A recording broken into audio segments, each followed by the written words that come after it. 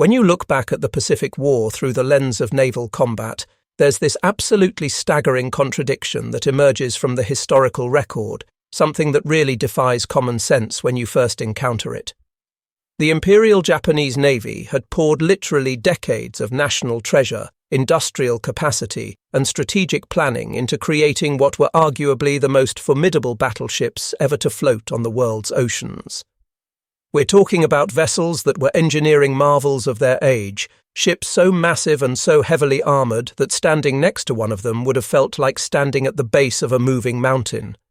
The Yamato, the Musashi, the Nagato, the Fuso, and their sister ships represented the absolute pinnacle of what early 20th century naval architecture could achieve when combined with essentially unlimited budgets and a national commitment to maritime supremacy. These weren't just big ships, they were floating cities of steel, each one displacing tens of thousands of tons, each one carrying armour plating so thick that you could stack multiple automobiles on top of each other and still not match the width of the belt armour protecting their vital machinery spaces. The main battery guns on these vessels were so enormous that a grown man could literally crawl inside the barrel, and the shells they fired weighed as much as a small car, each projectile representing enough explosive force to level a city block. Everything about these ships screamed invincibility, permanence, dominance. The Japanese naval planners had studied the lessons of Tsushima, where their fleet had annihilated the Russian Navy in 1905, and they had concluded that the future of naval warfare would be decided by these massive gun platforms meeting in decisive fleet actions somewhere in the vast expanses of the Pacific, where the side with the bigger guns, thicker armour, and better training would simply blast their opponents into oblivion. It was a reasonable conclusion based on every naval engagement that had occurred up to that point in history. But here's where the story takes this absolutely brutal turn that nobody in Tokyo really anticipated, or if they did anticipate it, they certainly didn't prepare for it adequately. These magnificent battleships, these vessels that had consumed so much of Japan's industrial output, these ships that sailors had dreamed of serving on and that admirals had planned their entire strategic doctrine around, they got absolutely shredded in battle after battle, not by enemy battleships engaging them in the kind of climactic gun duels that everyone had expected, but by these tiny, fragile American torpedo planes that looked almost comically inadequate compared to the targets they were hunting. I mean, think about the visual absurdity of it for a moment. You've got these American pilots, most of them barely out of their teens, flying aircraft that were so lightly built that you could punch your fist through parts of the fuselage, aircraft that cruised along at speeds that wouldn't impress anyone driving on a modern highway. And these pilots were taking these machines up against ships that displaced 70,000 tons, that bristled with anti-aircraft guns, that could throw up walls of flak so dense it looked like you could walk on it. The mathematical disparity was almost obscene. A fully loaded Douglas TBD Devastator, which was the primary American torpedo bomber in the early part of the war, weighed about 10,000 pounds when you included the crew, the fuel, and the torpedo slung underneath its belly. The Yamato, which was the pride of the Japanese fleet and the largest battleship ever constructed, displaced 72,000 tons. Do the math on that, and you realise that the Yamato was literally 14,000 times heavier than the aircraft that would ultimately prove to be the weapon system that rendered it obsolete. 14,000 times heavier, but it didn't matter, not even slightly. The core of Japanese naval strategy revolved around what they called the decisive battle doctrine, which was this deeply ingrained belief that had been hammered into every Japanese naval officer from the moment they entered the academy. The idea was straightforward in concept, but enormously complex in execution. You build the most powerful battleships that human engineering can produce. You train your crews to an absolutely fanatical level of proficiency, and then when war comes, you seek out the enemy's main fleet and you destroy it in one apocalyptic engagement that settles the question of naval supremacy once and for all. It had worked against the Russians at Tsushima, where Admiral Togo had crossed the Russian T and sent almost their entire fleet to the bottom, and there was no reason to think it wouldn't work again. So they built these monsters, ships like the Yamato and the Musashi that carried 9 18-inch guns in 3 massive turrets, guns so large that no other navy in the world even attempted to match them. Each of these ships required a crew of over 2,000 men just to operate, more people than lived in many small towns, all of them dedicated to maintaining and fighting this single vessel. The investment in training alone was staggering. Japanese naval gunners spent years perfecting their craft, practicing on moving targets at various ranges, learning to compensate for wind, weather, the motion of both their own ship and the target, the rotation of the Earth, everything that could possibly affect the trajectory of a shell in flight. They were good, really good, perhaps the best naval gunners in the world at the time. But it didn't matter, because battleships, for all their apparent invincibility, for all their massive guns and thick armour, had this absolutely fatal weakness that nobody had really figured out how to solve. They were slow. Not just slow in the sense that they couldn't win a race, but slow in the sense that their entire operational tempo was dictated by their maximum speed, which even for the fastest battleships topped out around 30 knots, and most of them were significantly slower than that. 30 knots sounds impressive until you realise that an aircraft can cover that same distance in about a minute that it takes a battleship to travel in 2. The battleships were also essentially blind when it came to threats from above. Yes, they had lookouts with binoculars, and eventually they had primitive radar systems, but trying to track fast-moving aircraft with the technology available in the early 1940s was like trying to swat mosquitoes in the dark. You might get lucky occasionally, but mostly you were just swinging blindly and hoping. And most critically, they were vulnerable from above in a way that no amount of armour could really protect against. The whole design philosophy of a battleship was predicated on the idea that it would be fighting other surface ships, so all the armour was concentrated around the waterline and the vitals, the magazines where the shells were stored, the engine rooms, the steering gear. The deck armour was much thinner because nobody expected shells to be plunging down from steep angles, and certainly nobody expected aircraft to be able to deliver weapons that could do serious damage. Enter the American torpedo bombers, first the Douglas TBD Devastator and later the much-improved TBF Avenger. These aircraft were, by any objective measure, pretty unimpressive machines. The Devastator in particular was already obsolete by the time the war started, with a cruising speed of barely over 100 miles per hour and a ceiling so low that it could barely get out of its own way. The crews who flew them knew they were flying death traps. The attrition rates among torpedo bomber squadrons were absolutely horrific, losses that would have broken any other branch of the military. But these aircraft, inadequate as they might have been in almost every other respect, carried one weapon that completely changed the calculus of naval warfare.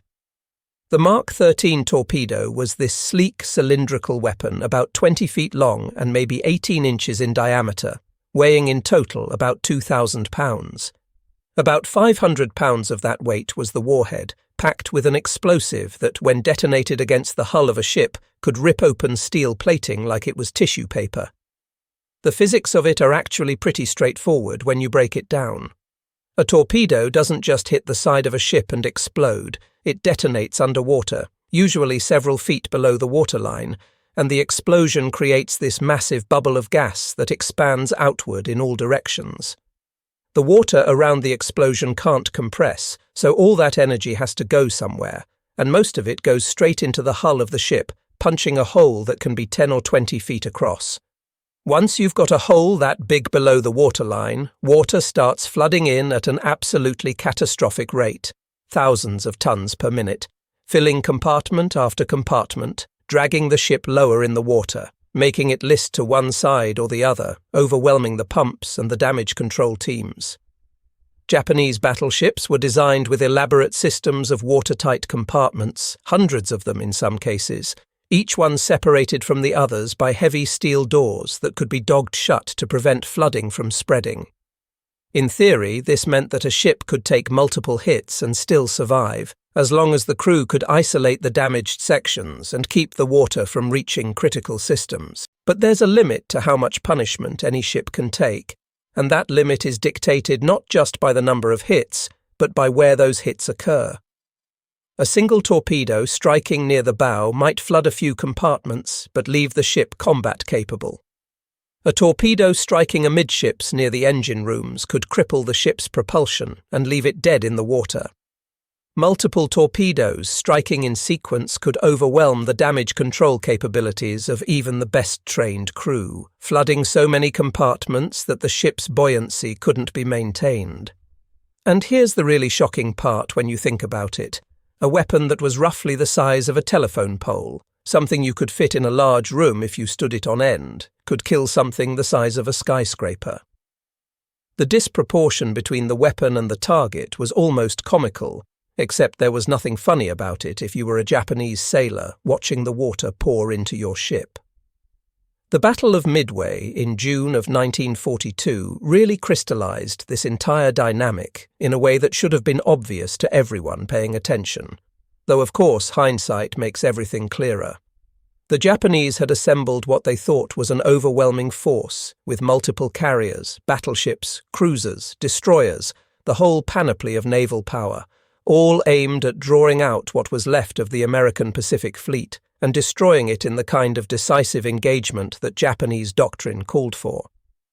The battleships were there as the heavy hitters, the ships that would close in once the carriers had softened up the enemy and deliver the knockout blow with their massive guns.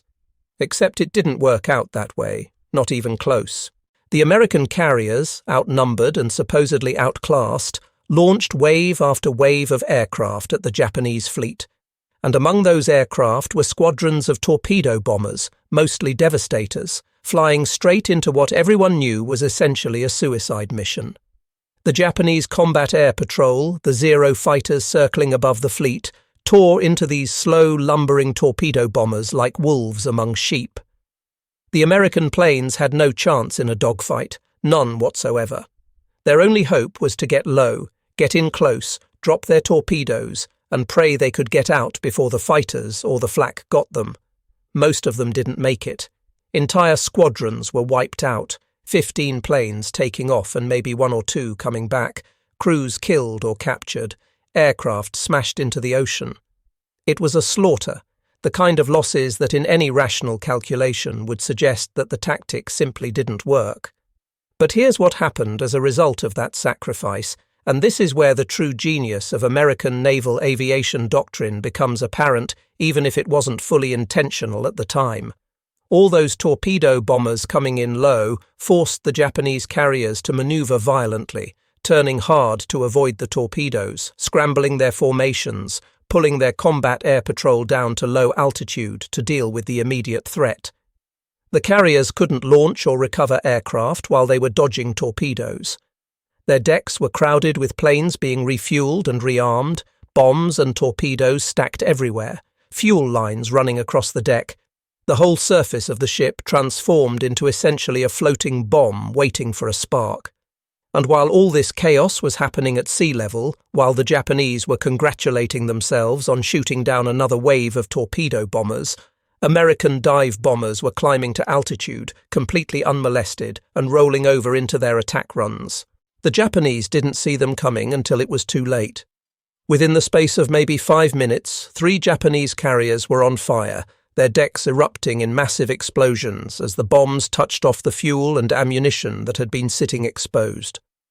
By the end of the day, Japan had lost 4 carriers, the Akagi, the Kaga, the Soryu and the Hiryu, each one representing years of construction and training, each one carrying dozens of aircraft and hundreds of highly trained aircrew who couldn't be easily replaced.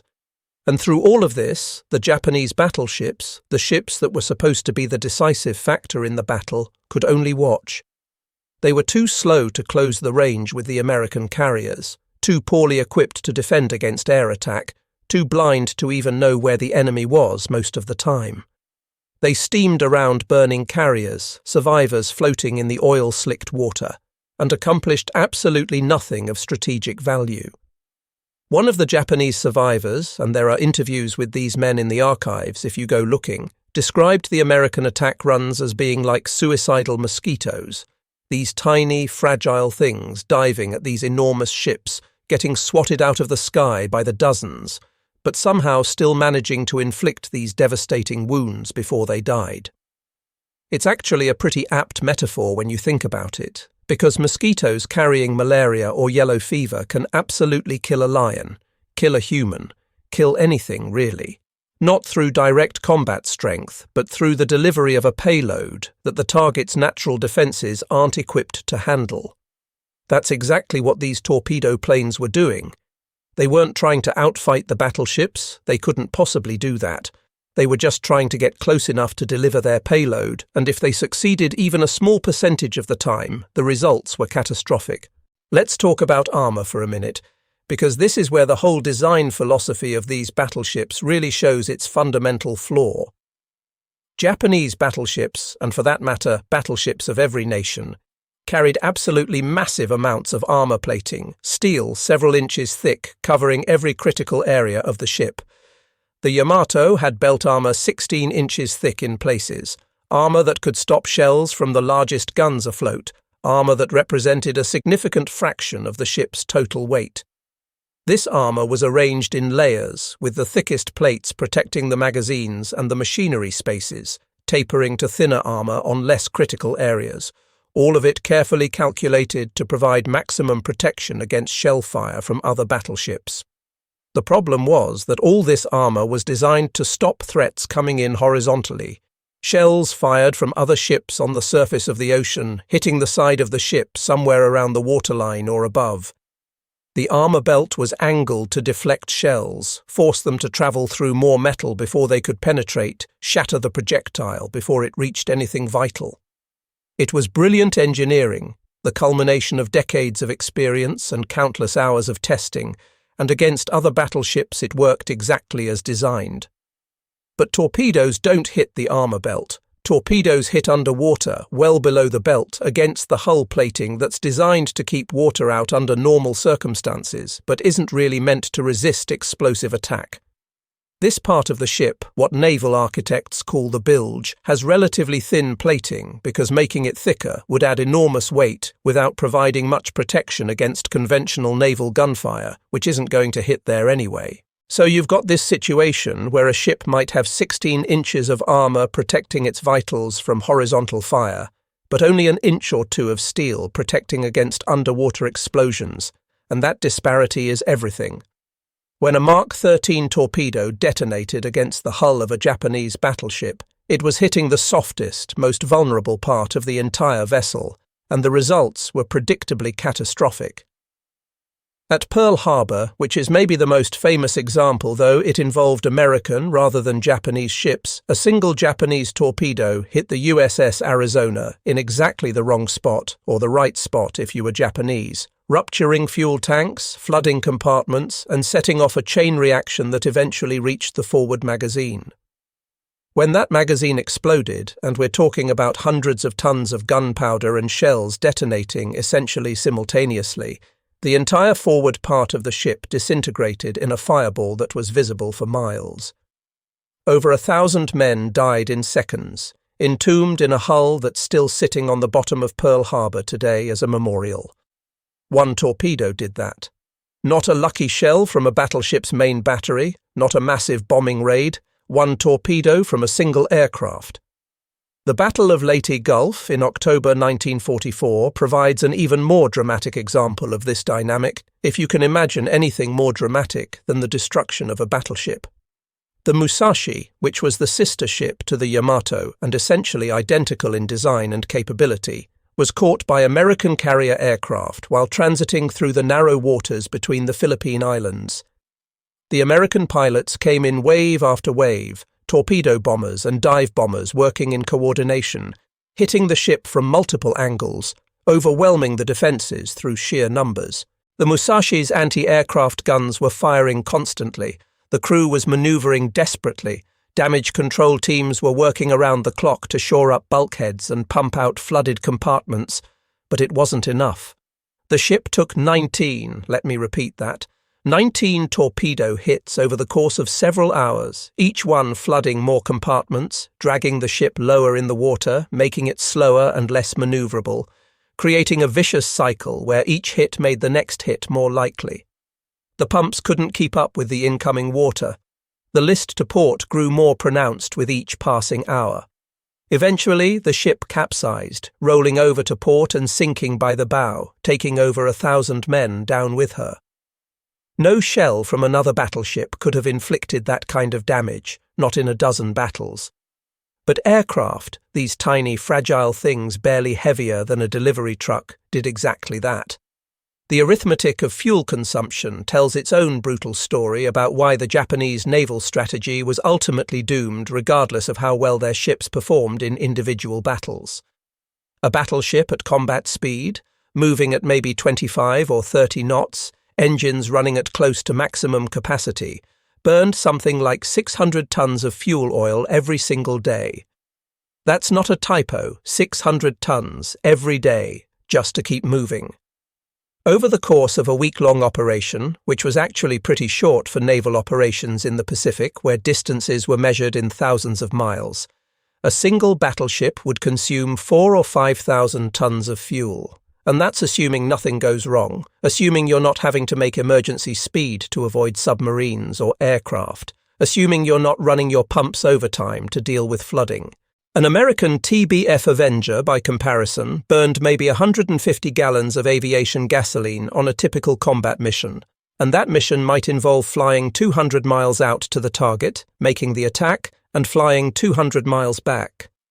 In terms of the energy required to deliver a decisive blow against an enemy ship, the efficiency ratio was completely lopsided in favor of the aircraft.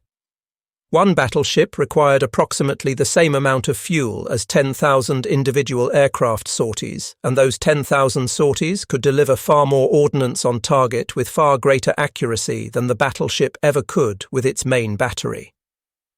Japan, and this is the critical strategic problem that undermined their entire war effort, was desperately short of oil from the very beginning of the conflict. They'd gone to war in the first place largely to secure access to oil fields in the Dutch East Indies, what's now Indonesia, because without that oil, their entire industrial economy would grind to a halt within months. Every gallon of fuel oil burned by a battleship was a gallon that couldn't be used to power a factory, fuel a transport ship, keep a Zero fighter in the air. The Americans, meanwhile, had essentially unlimited oil. They had Texas, they had Oklahoma, they had California, they had secure supply lines stretching back to refineries that could produce more fuel in a day than Japan could import in a month. The mathematical impossibility of the Japanese position becomes clear when you start running the numbers. They needed to win quickly, decisively, before the American industrial advantage could be brought to bear, but the weapons systems they'd invested in, the battleships, required so much fuel to operate that they couldn't be deployed frequently enough to achieve that quick victory. The Americans could afford to lose battles, lose ships, lose entire squadrons of aircraft, because they could replace those losses faster than they accumulated. The Japanese couldn't. Every ship lost was essentially irreplaceable. Every trained pilot killed was a gap that couldn't be filled with someone of equal skill. The question of accuracy in naval gunnery is actually fascinating when you dig into the technical details, because it reveals just how difficult it was to actually hit anything with a battleship's main battery at combat ranges. An 18-inch gun on the Yamato could fire a shell that weighed something like 3,000 pounds out to a range of 25 miles or more, which sounds incredibly impressive until you start thinking about all the factors that affect that shell's trajectory over that distance. You've got to account for the wind, which is blowing at different speeds at different altitudes. You've got to account for air density, which changes with temperature and humidity. You've got to account for the rotation of the Earth, which sounds insane but actually matters at these ranges because a shell might be in flight for close to a minute and the Earth rotates underneath it. You've got to account for the motion of your own ship, which is rolling and pitching in the waves. You've got to account for the motion of the target ship, which is trying very hard not to get hit and is therefore manoeuvring unpredictably. You've got to account for variations in the powder charge, wear in the gun barrel, even the temperature of the barrel from previous shots. All of these factors combine to create this cone of uncertainty around where the shell will actually land, and at maximum range that cone might be hundreds of yards across. The hit probability for a single shell at long range was genuinely less than 1%, And that's not an exaggeration. That's based on actual combat data from battleship engagements where thousands of shells were fired and only a handful of hits were scored. Torpedo planes, by contrast, had a much simpler targeting problem.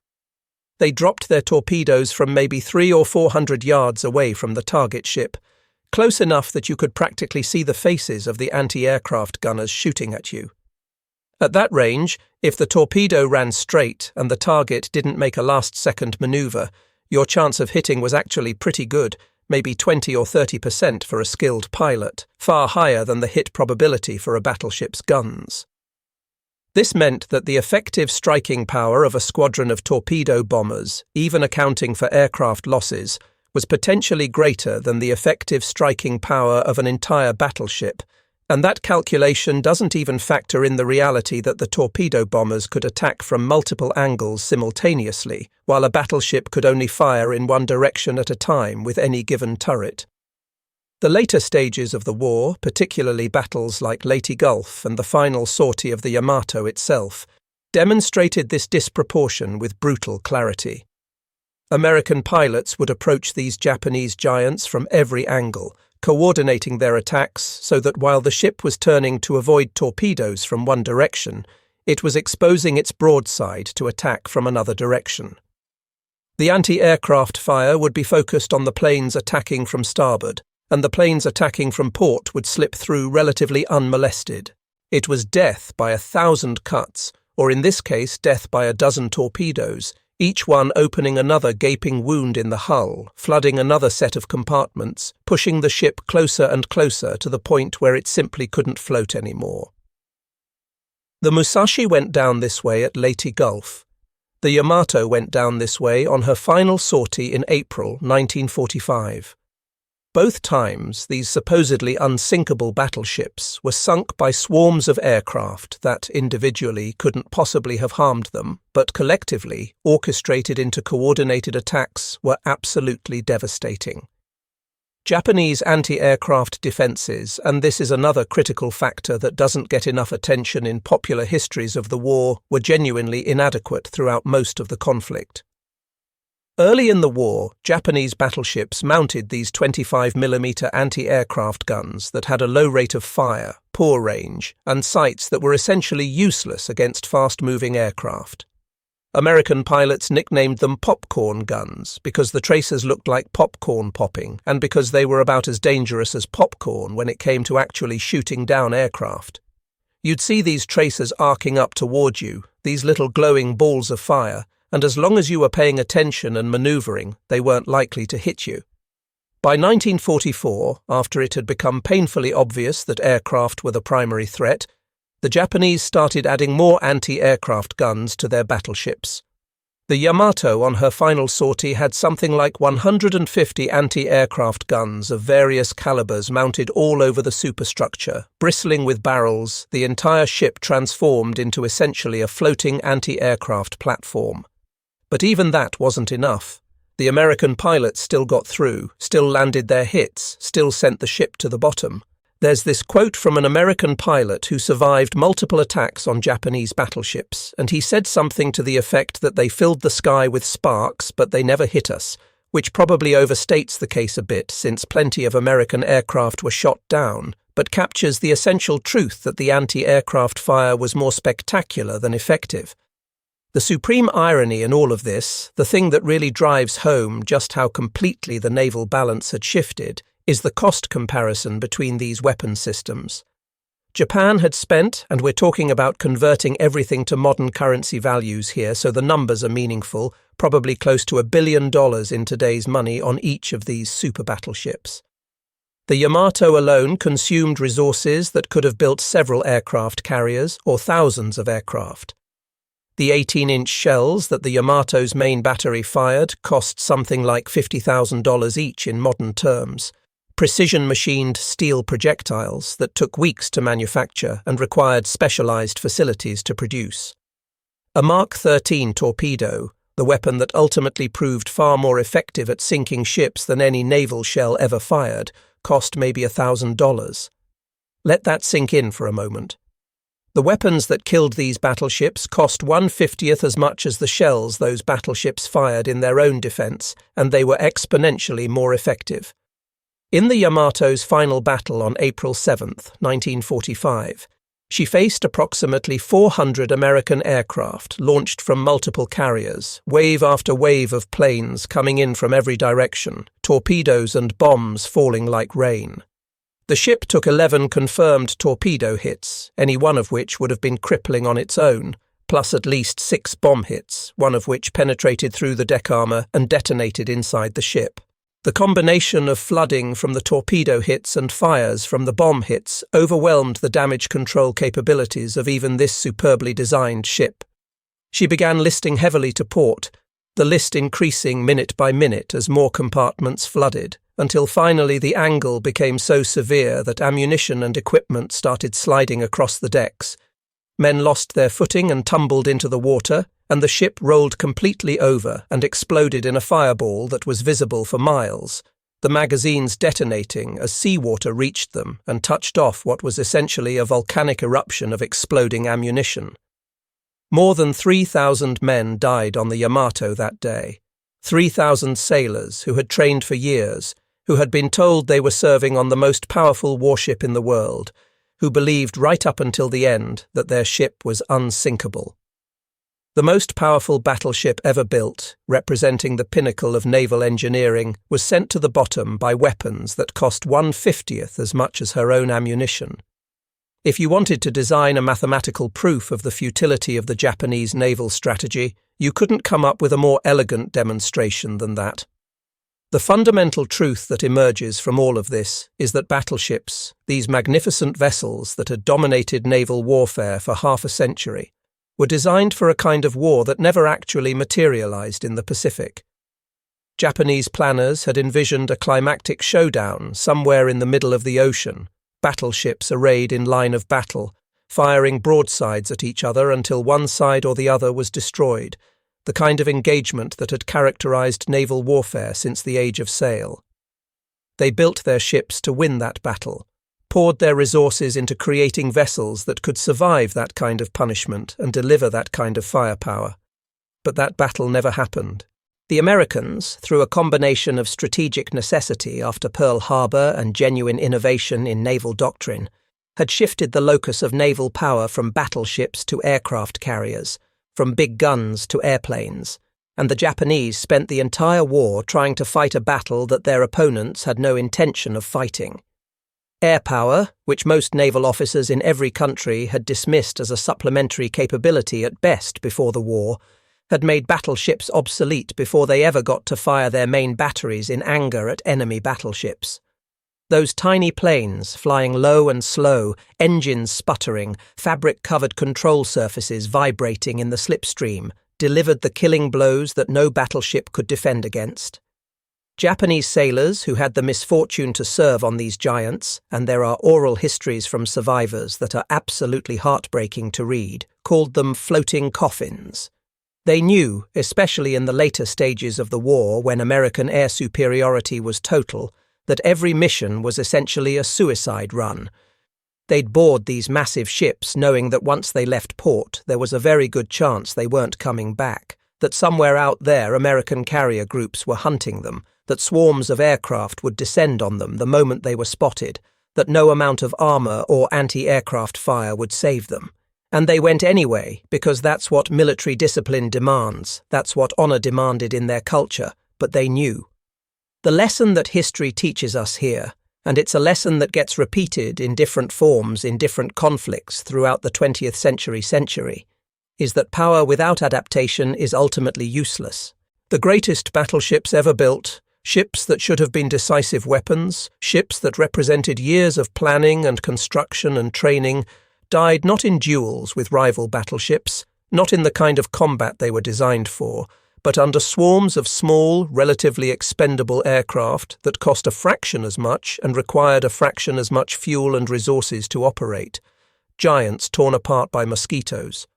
Hollywood almost never shows it that way, because there's something unsatisfying about it from a narrative perspective. We want to see the Yamato dueling with an American battleship, broadside against broadside, the kind of visual spectacle that makes for good cinema. But the truth is far more shocking and far more instructive. The Yamato never fought another battleship. Neither did the Musashi.